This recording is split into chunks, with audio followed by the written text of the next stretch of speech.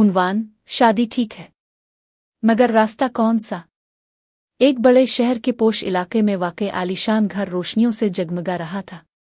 हर तरफ खुशी का समा था, कीमती गाड़ियां आ जा रही थीं और अंदर मेहमानों की चहल पहल जारी थी। ये अहमद साहिब की बेटी आयशा की शादी की तैयारियां थीं।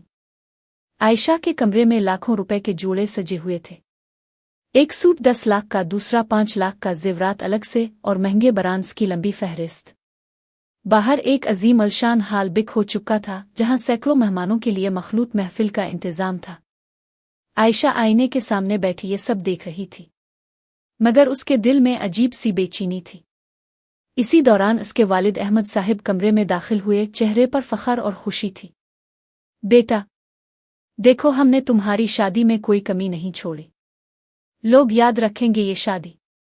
आयशा ने आहिस्ता से सर उठाया, आंखों में नमी थी। क्या वाकई लोग याद रखेंगे? ए अल्लाह, याद रखेगा। अहमद साहिब चौंक गए। क्या मतलब? आयशा ने धीमी आवाज में कहा। अबू, मैं कुछ दिनों से मस्जिद जा रही हूँ। वहाँ मैंने दीन के बारे में सीखा है। मैंने सुना है कि नबी करीम ने फरमाया, सबसे बाबरकत निकाह वो है जिसमें कम खर्च हो। कमरे में खामोशी छा गई। आयशा की आंखों से आंसू बहने लगे। ये जो अब मेरे एक सूट पर 10 लाख खर्च कर रहे हैं, उसी रकम से 5 या 6 गरीब लड़कियों की शादियां हो सकती हैं। क्या मेरी खुशी इतनी बड़ी है कि किसी और की खुशी छीन ली जाए? अहमद साहिब के चेहरे का रंग बदलने लगा। आयशा ने बात जारी रखी।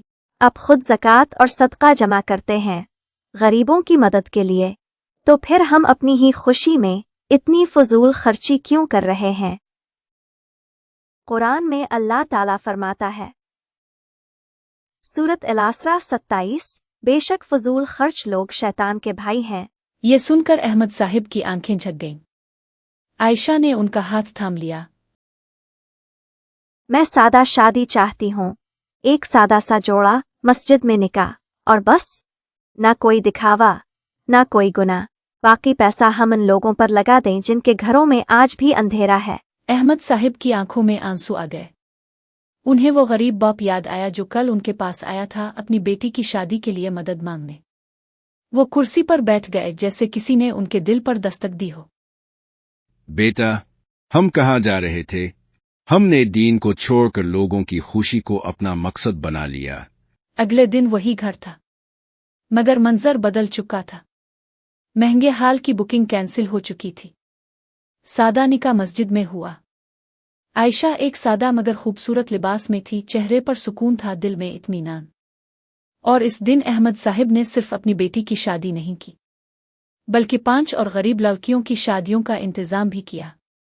लोग हैरान थे, मगर कुछ की आंखों में आंसू थे और कुछ के दिलों में सवाल, क्या हम वाकई सही रास्ते पर हैं?